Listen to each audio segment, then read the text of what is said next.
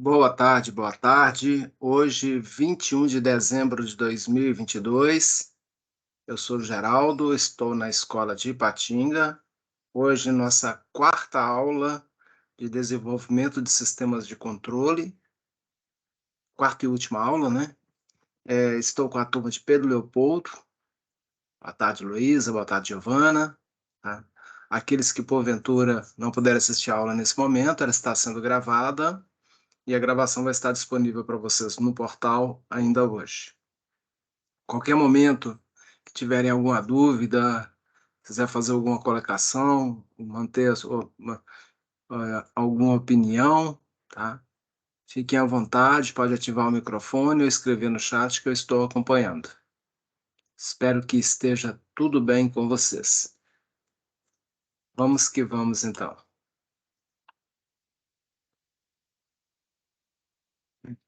Hoje é a nossa última aula, né? Então tem que ficar atento. Mas qualquer coisa, se tiver dúvida depois da última aula, vocês podem mandar mensagem, que até sexta-feira a gente ainda está respondendo ainda. É, Nessa unidade 12 aí, desenvolvimento de sistema de controle, a gente tem 4 atividades, 2 delas já findaram o tempo, que foi até o dia 11, atividade 1 e 2. Atividade 4 e 5, ficar atento que é até sexta-feira, até depois de amanhã, tá? Que é o prazo que finda para ela, dia 23. Aí encerra esse ano letivo. Tá? A atividade 4 são exercícios sobre sistemas de automação, automação elétrica, automação pneumática, automação hidráulica e automação por instrumentação. Tá? Mais referente ao capítulo 4 do livro Desenvolvimento de Sistemas de Controle. E também, é lógico, mais detalhes nas unidades anteriores, que essa unidade ela é uma unidade integradora das unidades anteriores. Atividade 5, tá? Fazer a apresentação do projeto, tá? Desenvolvimento do projeto, que é o sistema de fechamento de garrafas, conforme o modelo disponível no ambiente virtual, que é o anexo 5, tá? Que é uma apresentação em PowerPoint. Tá, resultado esperado, a entrega do arquivo com apresentação em PowerPoint. Tá? Esse arquivo vai ter lá a identificação da equipe, tá no modelo dele já que eu apresentei para vocês na aula 1, tá? A apresentação da equipe, a descrição da atividade, o planejamento, o cronograma, os diagramas elétricos, pneumáticos de programação, especificação de materiais, precificação de materiais. Então, todo esse material está lá conforme o anexo 5. Tá? Dá para vocês fazerem a apresentação do anexo 5, que eu vou falar no final dessa aula, tá? Um pouquinho mais. Aí ele já dá uma noção para vocês o que vocês têm que colocar no projeto para não ficar muito em branco. Tranquilo? Então vamos que vamos. Para a aula de hoje, tá? A proposta é falar um pouquinho sobre noções de projeto em hidráulica, noções de projeto em instrumentação e, ao final da aula, dúvidas sobre a atividade 5, se vocês tiverem. Eu vou fazer mais um comentário sobre ela, sobre a estrutura da atividade 5, que é o arquivo de PowerPoint, e a gente fechar essa estrutura. Boa tarde, Pedro, Gisele, Davi, sejam bem-vindos. A nossa referência bibliográfica é o livro Desenvolvimento de Sistema de Controles, está no portal disponível para vocês baixarem ou abrirem online, que for melhor para vocês. Hidráulica, vocês viram um pouquinho de hidráulica em ADA, né? Hidráulica entende-se por produção de forças e movimento através de fluido hidráulico. Ok, Davi, sem problema. Tá? Os fluidos hidráulicos representam o meio de transmissão de força. Então, é uma forma de transmitir força através do fluido hidráulico, que é um óleo, tá, gente? Sistemas hidráulicos podem ser basicamente diferenciados entre hidráulica estacionária, que são as máquinas fixas, tá, dentro do chão de fábrica, e hidráulica móvel são as máquinas que se movimentam, né, carros, são veículos em si, que movimentam sobre estradas e solo, embarcação e aeronaves. Então, tudo que tiver deslocamento no solo, em meio aquático e em voo, tá? É hidráulica móvel. A hidráulica estacionária, como exemplos, a gente tem máquinas de produção e montagem de todos os tipos. Aqui tem um torno, tem uma prensa, as linhas de transferência, que é a movimentação, né? Então, tirar uma peça de um ponto para passar para o outro, máquinas de elevação e transporte, máquinas de injeção e moldagem, pontes rolantes usam muito hidráulica, elevadores e prensas, que é uma prensa aqui. Então, são exemplos, tem diversos equipamentos aí não citados, tá? De hidráulica estacionária. Hidráulica móvel, tá? A gente tem aqui um trator, tá? Para ver visivelmente aqui os elementos hidráulicos deles, os atuadores hidráulicos, tá? Num avião cujo acabamento é mais detalhado, tá? Um exemplo mais típico dele aqui é os trens de pouso dele, o avanço e o recuo dele é por sistema hidráulico. Ok, Luísa, tá? Quaisquer dúvidas, a aula vai estar disponível para você na gravação ainda hoje, tá? E quaisquer dúvida pode mandar mensagem, tá bom? Tudo de bom para você. Então, a hidráulica móvel, a gente tem sistemas basculantes, plataformas elevatórias, máquinas de transporte e elevação, equipamentos de construção, tem muita questão de hidráulica, equipamentos agrícolas, né? Hoje o agronegócio é muito maquinário, todos eles móveis, até irrigação é móvel, então tem muita coisa hidráulica nessa situação. Aviões e navios.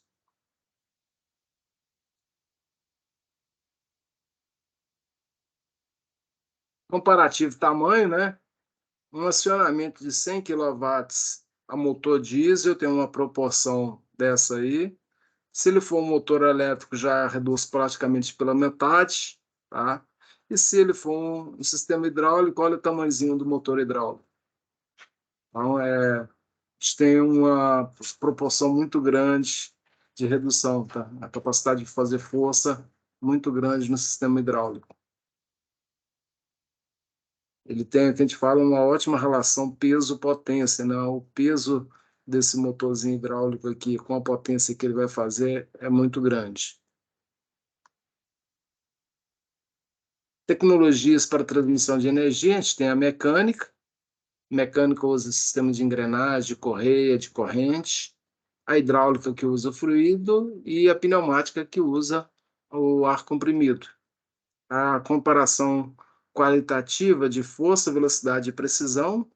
A mecânica tem uma boa força, a hidráulica tem uma força maior, tá?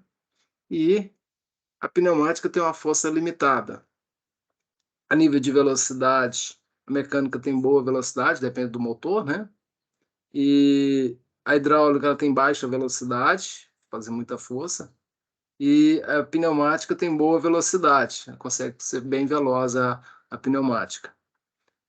A nível de precisão, a mecânica tem ótima precisão, a hidráulica tem boa precisão e a pneumática quase nenhuma precisão, tá? Então, é, a carga da hidráulica aí está em cima mais de força e precisão, tá? E normalmente os sistemas hidráulicos, a velocidade não é tão importante do movimento.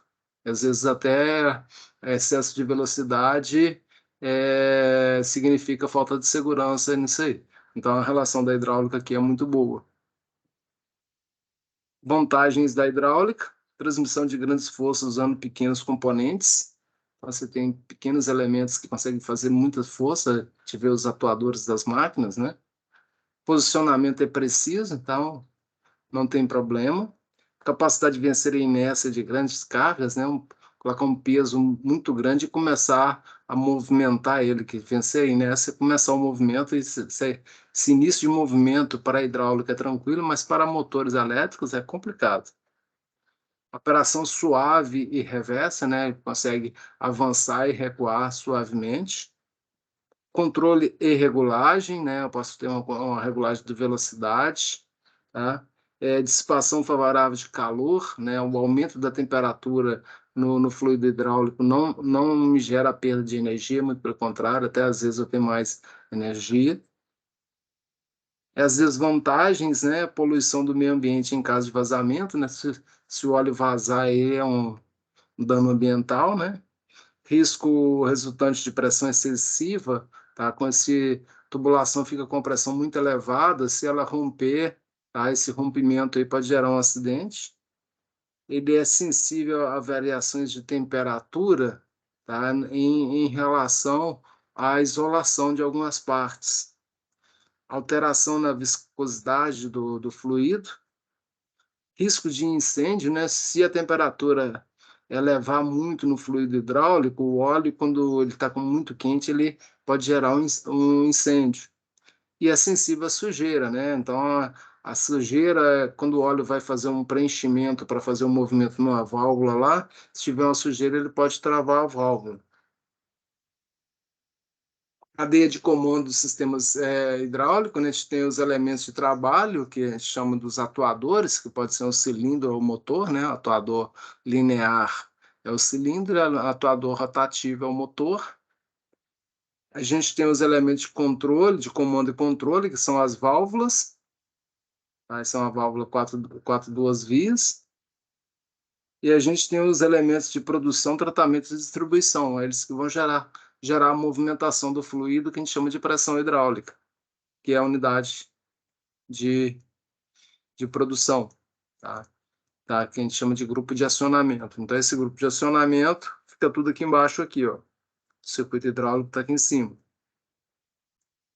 O grupo de acionamento é o suporte para a bomba e motor e outros componentes. O motor está aqui, a bomba é esse pedacinho pequenininho aqui, ó, bomba hidráulica, é bem pequeno.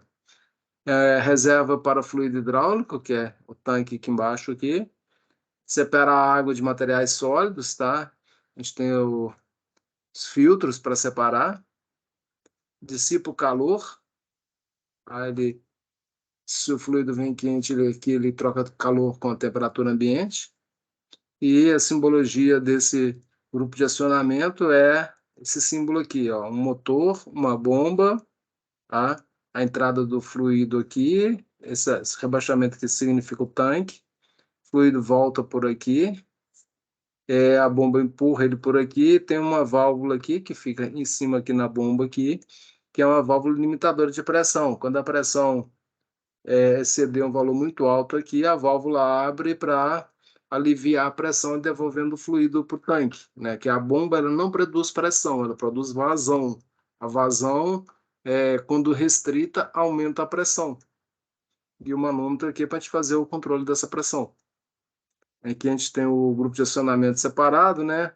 Então, a linha de retorno aqui, ó, olhando nesse sentido aqui, ó, o fluido volta por aqui e cai desse lado aqui, ó, tá? Tem um filtro de ar aqui para não ter contato do ar que está aqui dentro com a atmosfera. Tem um filtro para a poluição da atmosfera não poluir ali dentro, tá? Para ter esse filtro de ar aqui e o visor de controle de nível, uma escotilha para abrir e fazer manutenção lá dentro, um parafuso de drenagem, que a gente chama de bujão, a gincana, tá? Que é uma placa que fica aqui com os orifícios. Quando o fluido volta para cá, ele pode estar no movimento do circuito hidráulico, pode gerar algumas partículas de metais, alguma coisa, alguma sujeira, aí essa sujeira vai decantar do lado de cá, o fluido vai passar, né? A sujeira fica no fundo, passa para o lado de lá, aí aqui tem um filtro, a bomba vai sugar o fluido, tá? Tem um fluido aqui para não ir partículas de materiais sólidos na sucção, tá? Um tubo de aspiração. Aqui a gente tem o motor que vai rodar a bomba, tá? E na própria bomba aqui já tem uma válvula de segurança que limita a pressão e o tubo de saída. Então, tudo isso aqui é o grupo de acionamento. Os atuadores, a gente tem o atuador linear de simples ação. Esse caso aqui é um caso bem típico, bem atípico da hidráulica. Raramente a gente usa na hidráulica um atuador com retorno por mola, né? Porque a força da mola em comparação com a força do fluido é infimamente pequena. Então, não faz efeito nenhum. Quando a gente precisa trabalhar com retorno hidráulico com simples ação, a gente usa a própria inércia, né? O peso da máquina, te libera a saída do óleo, o peso da máquina já recua ele aqui, dispensando a mola, tá? Porque, ó, se eu colocar a mola, eu preciso de um espaço para a mola aqui, tá? E esse espaço reduz a alma do eixo, diminuindo a capacidade de força dele. No cilindro de simples ação sem a mola, que é esse aqui, observe que ele é maciço aqui, então ele tem uma capacidade de transmissão de força bem maior, facilita. Mas o princípio de funcionamento dos dois é: injetou o óleo na câmara traseira aqui, ele avança, permitiu que o óleo saia, ele recua. O de duplação, ele tem dois pontos de conexão, um para a entrada do óleo e outro para a saída do óleo. Quando eu quero avançar, o óleo entra na câmara traseira e sai na dianteira. Quando eu quero recuar ele, eu injeto o óleo na câmara dianteira, da direita, e o óleo tem que sair na esquerda. Se eu não deixar o óleo sair, ele não tem movimento. E tem um atuador de duplação com amortecimento no final de curso, né? Esse sistema de amortecimento usa o próprio óleo já para prensar ele, para não deixar ele bater um atrito de metal, metal móvel com metal fixo, que é a estrutura do cilindro, para ter desgaste. Então já tem os sistemas de amortecimento aqui que faz isso. Os atuadores rotativos, que a gente chama de motores hidráulicos, né? A gente tem essa simbologia aqui. Se ele tiver apenas um ponto, um triângulo desse preto, significa que ele é unidirecional, tá? Ele só vai rodar no sentido, que é uma coisa mais rara, mas tem, tá? Se ele tem os dois aqui, significa que ele roda nos dois sentidos, tá? Um lado entra o fluido, o outro lado sai o fluido. Ele inverteu o sentido de entrada e saída, ele inverte o sentido de rotação. Esse aqui da esquerda aqui é o motor de paletas, tem as paletas aqui, ó, tá? Essa parte mais laranja aqui é o sistema de mola, então essa mola recua, tá? Diminuindo, fechando a porta aqui. A paleta está sempre em atrito com a parte externa, e observe que ele é excêntrico aqui. Então, diminuindo a área aqui, ele faz um movimento e gera o momento de giro. O da direita aqui é um motor de engrenagem, tá? Sistemas de engrenagem, trabalha o fluido entra, tá? Ele tem uma área para ele circular e sai do outro lado, tá? Com o fluido. Então ele vai pressurizando e sai do lado de lá e isso movimenta um eixo. Então a gente tem esses dois tipos de motores no mercado. As válvulas, né? Sistemas de válvulas que vão controlar tanto os atuadores lineares quanto os rotativos. A gente chama de válvulas direcionais, obedece à norma ISO 1219. A gente tem, assim como na pneumática, né, cada quadrado é uma posição da válvula, o número de posições da válvula é o número de quadrados, tá? Na posição de repouso dela, vai ter as conexões externas aqui, que são as vias, né? O número de traço indica o número de vias que elas têm conexão. Nessas vias aí, a gente pode ter as setas, que representam a direção, o sentido do fluxo do óleo, e eu posso ter o T. Os T representam o bloqueio de fluxo, ou seja, o ponto fechado. Então, nesse momento, o ponto está fechado. E esse triângulo todo preenchido aqui de cor escura, ele significa a entrega da energia hidráulica através da bomba, ou seja, o ponto de pressão hidráulica. E esse símbolo aqui que parece um T invertido é o tanque. Tá? É onde o fluido, o óleo, retorna depois de executado o trabalho no circuito hidráulico. Ao contrário do sistema pneumático, que quando usa o ar, depois joga o ar na atmosfera, o sistema hidráulico usa o fluido, o óleo, e depois retorna ele para o tanque. Tá? Reutiliza o óleo. Ainda sobre as válvulas, né? A gente tem aqui, por exemplo, uma válvula de duas conexões, duas vias, tá? E duas posições. Então a gente chama de duas vias, tá? Duas vias, duas posições normalmente aberta. Por que que ela é normal aberta? Porque o P já está conectado com A nessa via do desenho aqui. Se ela mudar de posição, fica fechada. Agora aqui ela está duas vias normal fechada, porque o P está bloqueado e o A está bloqueado. Quando passar para a segunda posição, ela abre. Aqui é uma 3 duas vias, normal fechada, porque o P encontra o bloqueio aqui e o A está retornando para o tanque. Aqui já é uma 3 duas vias normal aberta, tá? O P vai direto para o A e o tanque está fechado. Aqui uma 4 duas vias não tem normal aberta, normal fechada, tá, gente? O que que acontece? A potência, a pressão vai para o B ou para o A. A e B são os pontos de trabalho. Como, por exemplo, para um atuador de duplação, um motor de duplação. Então, é uma 4 duas vias, duas posições. A gente tem aqui as válvulas de 3 posições, tá? É 4 vias, 3 posições, então 4/3 vias. E esse CF aqui é centro fechado. Então, quando ela está na posição central aqui, todos os pontos do centro estão fechados, tá? E de um lado ela vai estar fazendo o cruzamento, a pressão para B, nesse caso aqui, e o A para o tanque, do outro a pressão para o A, o B para o tanque. Sempre vai ter essa inversão.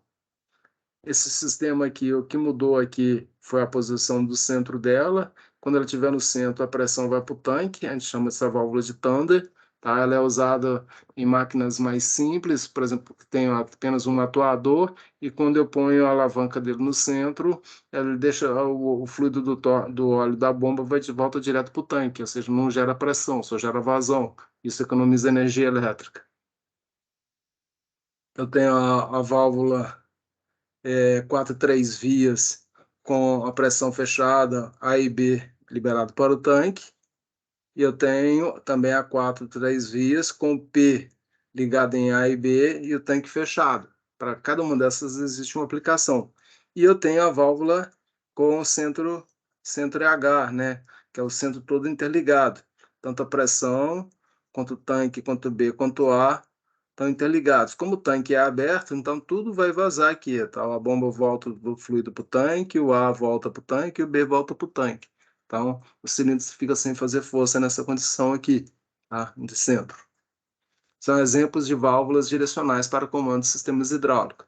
Essas válvulas elas podem ter comandos musculares, né, pela mão do ser humano, pelo ser humano, de forma geral, por botão, por alavanca, por pedal, controle para o pé. Sistema mecânico, né, tá? Uma parte de máquina acionar ele por came, por rolete, por mola.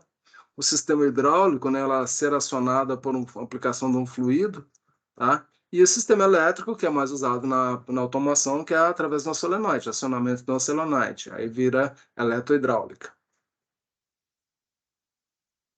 Aqui é diagrama de componentes hidráulicos. Com a etapa de especificação de componentes, que foi a anterior, concluída, o técnico de automação deverá elaborar o diagrama do circuito hidráulico do projeto, com a inclusão de componentes hidráulicos especificados, conforme cada aplicação. O diagrama apresentado na figura a seguir representa o circuito hidráulico básico e pode ser aplicado nas funções de fixação, elevação ou ainda prensagem. Então, é um circuitinho básico da hidráulica, mais elementar. Então, aqui a gente tem um atuador hidráulico, um sistema de regulador de fluxo aqui para regular a velocidade de avanço, só avanço que é regulado, vou retornar pela pressão da bomba, retorno rápido. A válvula de controle aqui, 4 vias, duas posições, né? E daqui para baixo, o grupo de acionamento, né? O motor, a bomba, a válvula que não deixar dar retorno, o manômetro, a válvula limitadora de pressão, um filtro, um sistema que passa ao lado do filtro aqui. Se o filtro entupir, o fluido volta para cá para ele não gerar compressão. Então, todo esse sistema aqui é um sistema de acionamento. Acionou a válvula para um lado, o acionamento dela é elétrico, ele avança, acionou para o outro, ele recua. Na posição normal aqui está recuado. Acionou a bobina do lado esquerdo, ele avança. Acionou a bobina do lado direito, ele recua. Então, é um sistema hidráulico básico. Aqui a gente tem um outro sistema, mais complexo um pouco, né? Em processo de maior complexidade, utilizamos elementos da eletrohidráulica ou ainda elementos da hidráulica proporcional. As figuras a seguir temos exemplo de um circuito eletrohidráulico, né? Aqui já tem dois atuadores, os fins de cursos para ele, tá? Todos eles são com acionamento por solenoide, ó, Y1, Y2, Y3, Y4. Aqui embaixo aqui está o grupo de acionamento e é uma potência limitada já em formada de trabalho, que foi regulada aqui para 60 bar.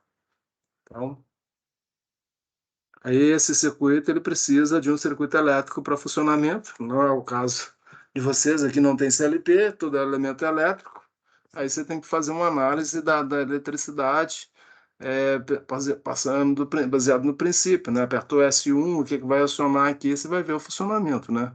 Então, o funcionamento dele aqui, né, básico pressionou lá o S1, vai ligar o K1 liga o Y1, vai avançar a máquina A, aí continua com a linha de raciocínio. Avançou a A, aciona o S2 vem cá, aciona o K2 vem cá, liga o Y3, então vai lá e avança o segundo cilindro e a análise continua para ver como funciona. Então, esse aqui é um botão de impulso. Você vai apertar e soltar, ele vai fazer a ação automaticamente. Sobre a questão de hidráulica, alguma pergunta, alguma colocação? Os projetos de hidráulica é bem simples, né? A pneumática tem mais recursos, né? A hidráulica tem menos componentes, mas capaz de fazer mais força.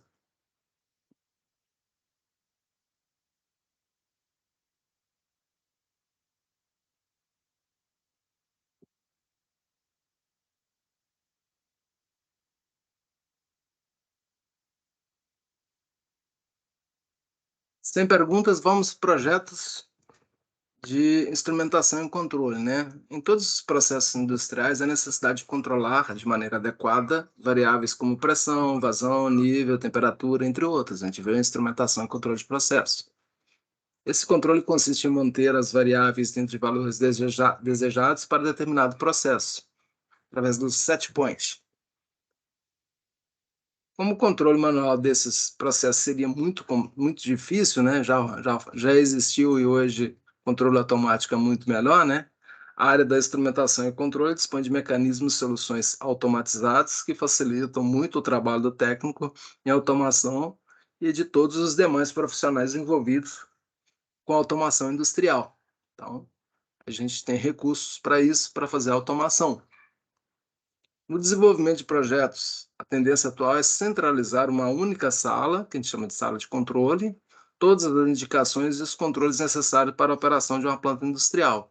Isso a gente viu lá em implementação de equipamentos e dispositivos, né? Esse sistema, a centralização permite as informações de todas as variáveis de processo sejam analisadas de forma mais ágil, facilitando a tomada de decisões e a redução da quantidade de funcionários envolvidos no controle da produção. A gente consegue simplificar bastante o sistema operacional. Para isso, né, para fazer esses projetos, a gente precisa entender um pouquinho do diagrama PID, conhecido internacionalmente como PID Diagrams. Trata-se de uma forma utilizada para documentar e obter informações como identificar quais dispositivos e instrumentos de medição são instalados, identificar os equipamentos e instrumentos, onde esses dispositivos e instrumentos estão instalados, que é o tag dele, qual a funcionalidade desses instrumentos e dispositivos, faz parte do tag também, e quais instrumentos estão relacionados entre si, compondo uma malha de controle. Tá? Isso tudo faz parte do diagrama PID. Aqui a gente tem um exemplo de um PID, o mesmo que eu passei para vocês em instrumentação e controle, né? Então, todos os processos, todas as designações, simbologia, as linhas, tipos de linhas indicam tipos de conexões, né? Essa simbologia toda está na norma ISA 5.1, que a gente estudou em instrumentação e controle. De acordo com a norma ISA 5.1, os equipamentos são dispositivos integrantes de um processo que normalmente realizam a tarefa. Então, os equipamentos são torres de destilação, bombas, vasos, tanques, reatores, trocadores de calor, clarificador, etc. Ainda segundo a norma 5.1, instrumentos, em cima do equipamento, instrumentos são todos os dispositivos utilizados para medir, registrar, monitorar ou controlar as variáveis de processo em uma determinada malha industrial. Então, os instrumentos são usados para medir, registrar, monitorar e controlar. Ou seja, são os transmissores, os sensores, os indicadores, os controladores, os atuadores, até as válvulas, tá? A válvula tipo globo também é considerada um instrumento, por isso ela faz parte da instrumentação. O tag name é o conjunto alfanumérico que identifica a variável medida, a função do instrumento, a área onde ele está localizado e a malha que ele pertence. Assim, o tag name é registrado, é o registro de nascimento do instrumento. Veja o exemplo da figura a seguir. Tá? A gente tem aqui, por exemplo, o FT 21001. Tá? FT é um transmissor de vazão, tá? F é vazão, T transmissor de vazão localizado na área 210, tá? Na malha 01. Tá? Esse é um código para identificar. Tá? Identificação funcional, tá? É a variável que está medindo, a primeira letra.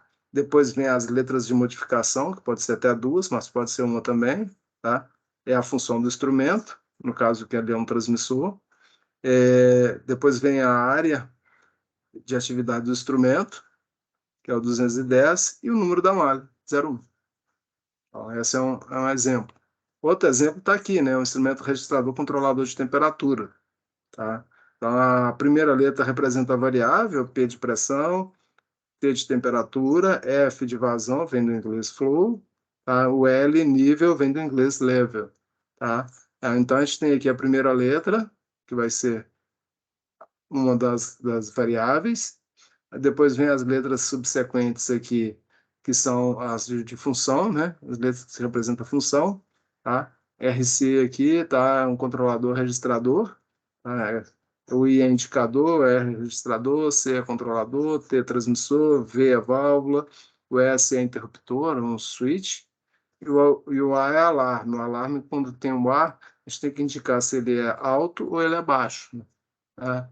Aí é o H e o L, de high e low. E depois vem o sufixo da malha, tá? Localização do instrumento e a malha. A gente tem esse quadrinho aqui, né, que coloca as variáveis, pressão, vazão, temperatura, nível. Aqui já tem algumas variáveis analíticas, densidade, pH e vibração, tá, com as suas designações.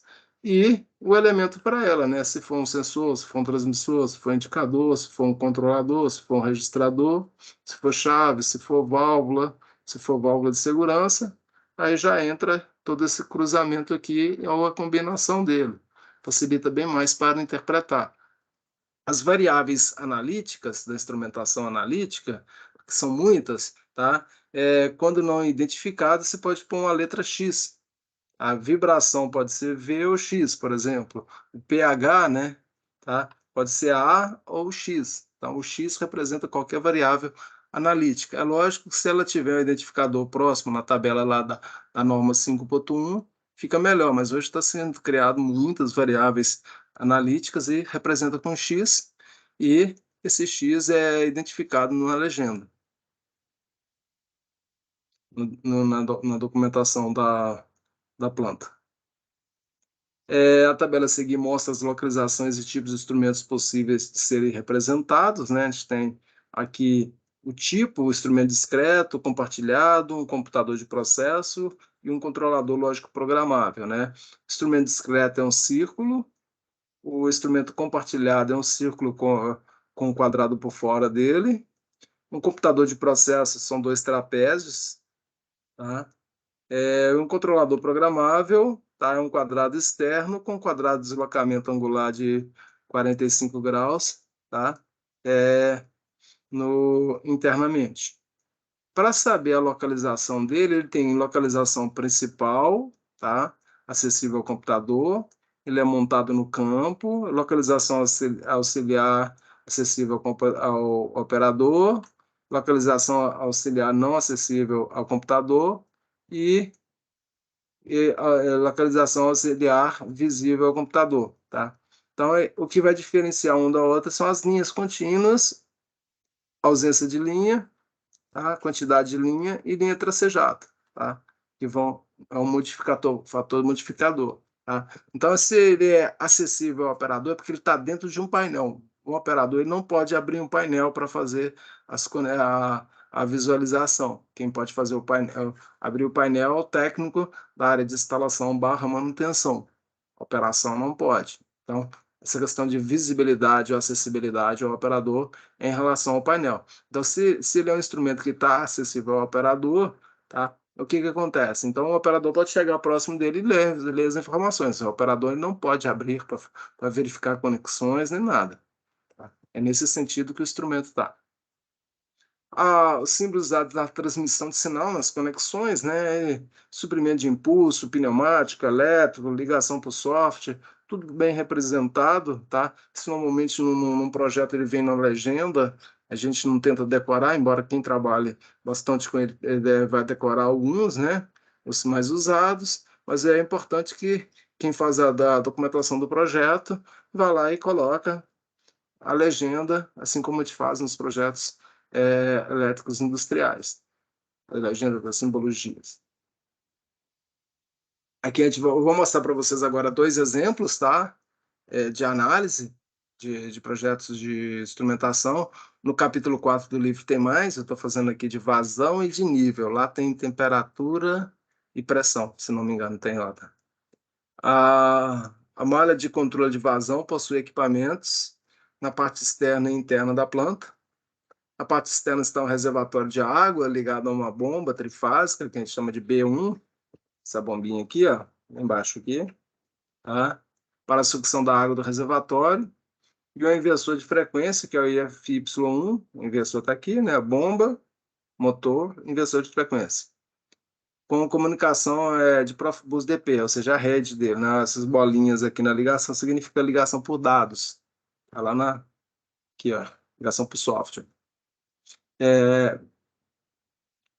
Ao controle da velocidade, né? Com o controle da velocidade da bomba, eu controlo vazão, por isso que é uma área de controle de vazão.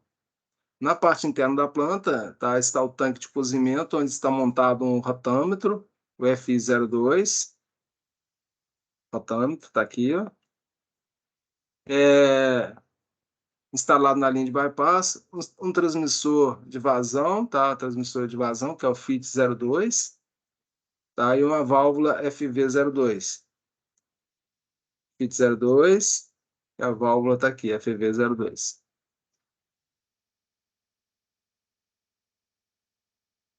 É uma válvula tipo globo em linha de bloqueio e bypass. O transmissor de vazão, o FIT02, gerará um sinal contínuo do controlador de vazão, que é o FIC2, que, com base no erro existente entre o valor medido, que é o valor da variável de processo, o PV, e o valor setado, que é o set point, tá? Emitirá uma saída no elemento final de controle da malha. Esse elemento final de controle pode ser selecionado entre o inversor de frequência, o FY1, que resultará na velocidade da bomba, ou a válvula FV2, que variará seu posicionamento restringindo a vazão em virtude do sinal do controle de malha. Tá? Aqui ou aqui. Aí você tem todo esse controle aqui. Tá? O FIC tá aqui, dá para ver aqui, ó, esse aqui é um símbolo do CLP, ó. Então, a gente tem aqui todo o sistema que está no CLP.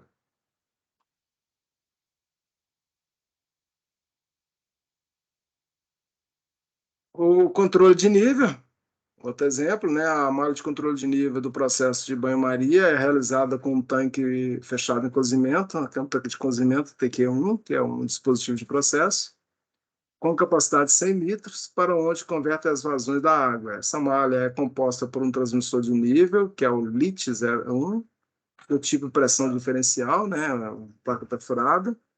Um visor de nível, que é LG01, tipo tubular, aquele que apresenta só o nível, fica do lado de fora, não tem nada elétrico, tá? Uma válvula de controle de nível, que é LV1, do tipo globo, e o rotâmetro FI, né? Rotâmetro é vazão, né? Então, indicador de vazão, FI1, instalado na linha de bypass. A medição do nível é realizada pelo transmissor indicador de nível LIT01 e enviada ao controlador LIC01 com o intuito de fazer com que o nível do tanque se mantenha estável em função da vazão de saída da válvula de nível, LV1, e da saída da água evaporada pela válvula de controle de pressão. Essa válvula de controle de pressão está aqui. Tá?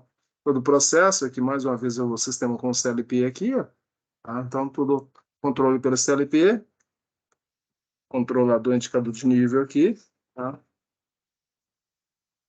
registrador de nível, indicador de vazão, todo o processo está aqui. Essa é a interpretação do PID, né, do sistema, a gente faz dessa forma aqui. Então, esse é um exemplo de elaboração de projeto, elaboração e interpretação de projeto para fazer modificações na área de instrumentação. Tranquilo? Alguma dúvida sobre projetos de instrumentação? Falem comigo.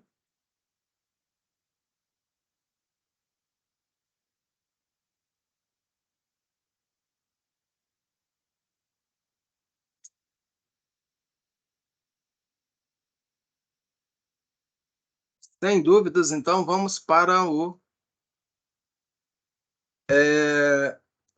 recapitulando sobre a atividade 5, né? O projeto que está sendo desenvolvido, que é o dispositivo de fechamento automático de garrafas, né?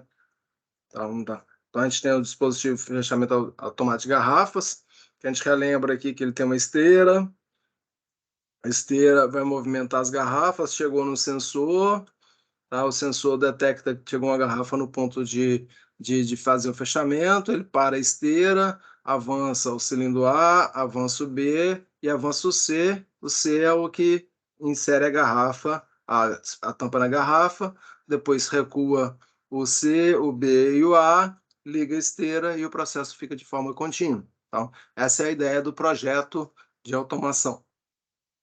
A gente tem aqui os dispositivos, né, a identificação deles aqui, a esteira, o sensor, o cilindro A, o cilindro B, o cilindro C, o funcionamento básico que foi passado para vocês, que é o descritivo de funcionamento. O sistema deverá contar com esteira que fará o transporte de garrafas. Essa esteira deverá ser comandada por um motor elétrico. Um sensor 2 detectará a presença de garrafa na posição desejada, acionando o cilindro 3, cilindro A, que é o 3, parando a esteira. Então, o cilindro B avançará e, em seguida, o cilindro C também avançará, tampando a garrafa. Todos os cilindros recuarão, recua junto, e, após um segundo, a esteira volta a ligar, repetindo-se o ciclo a cada nova garrafa que chega. Ele trabalha de forma contínua. O sistema deve contar com um botão de start para iniciar o funcionamento, né? Você vai ligar para o sistema funcionar, e também um botão stop para desligar todos os atuadores, né? Separar a esteira e desligar os atuadores. O sistema poderá contar também com lâmpadas, sinalizadores e outros elementos auxiliadores, tá? Conforme vocês, que a equipe define o projeto. Então, toda a liberdade para vocês fazerem a inclusão de novos componentes, desde que o básico, que é a estrutura dela, que esse funcionamento aqui, esteja presente. Outras imagens aqui, tá? Para vocês. As entregas, né? O que faz as entregas? Vocês precisariam fazer, desenvolver de forma online, desde a da primeira aula, o planejamento do projeto, né? Esse planejamento é definir o que fazer e quem vai fazer. Tem o modelo de planejamento, o anexo 2. Levantamento dos custos, são os materiais que serão utilizados, tá? Tem no anexo 3 lá uma planilha de custo, onde vocês vão levantar esse material. Vocês podem usar a internet, colocam uma referência de material lá. O memorial descritivo, anexo 4, tá? Praticamente a descrição de funcionamento. Tá? Tem um modelo lá também para vocês na plataforma. O circuito eletropneumático do projeto, vocês têm que fazer o circuito pneumático e o diagrama de programação, né? E vocês vão desenvolver isso online e levar na aula presencial. A programação do projeto também tem que estar, desenvolver online e levar na aula presencial. E a apresentação do projeto, que é desenvolver online, é apresentar a aula e na atividade 5, tá? É fazer a apresentação de PowerPoint que vocês vão entregar na atividade 5. A atividade 5 dia 23, é a apresentação de PowerPoint. O que tem na apresentação de PowerPoint? Tem um modelo lá com algumas sugestões de telas lá, mas deve conter a equipe, né, o nome da equipe, tá? O planejamento do projeto, levantamento de custo, memorial descritivos, os diagramas eletropneumático do projeto, elétrico, pneumático do projeto, e a programação, e uma conclusão lá que a gente sugere também, tá? Então, tudo isso tem que estar na apresentação da atividade 5. Certinho? Dúvidas, perguntas, falem comigo. O que eu tinha para passar hoje para vocês aí é isso aí. O resto, agora é com vocês, as dúvidas aí.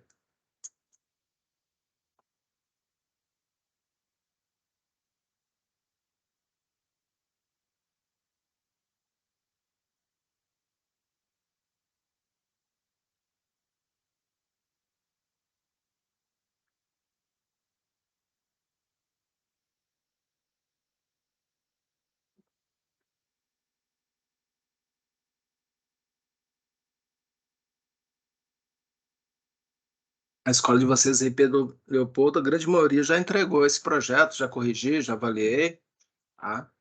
Faltam 9 pessoas para entregar as suas escolas. São 26 alunos,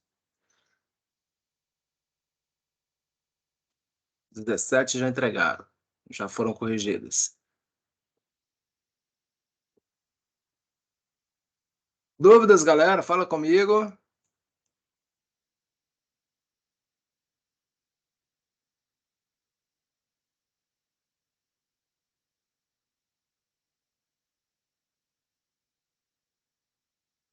Eu vou encerrar a gravação aqui, tá? Mas vou continuar na sala, tá?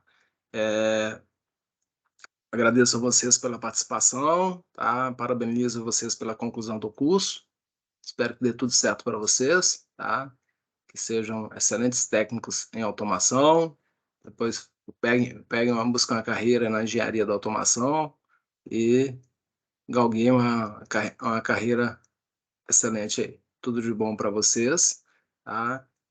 Precisando de alguma coisa aí para entregar as atividades aí, pode mandar mensagem que a gente vai estar acompanhando aí, tá? Muito obrigado por tudo a vocês. Valeu, Giovana.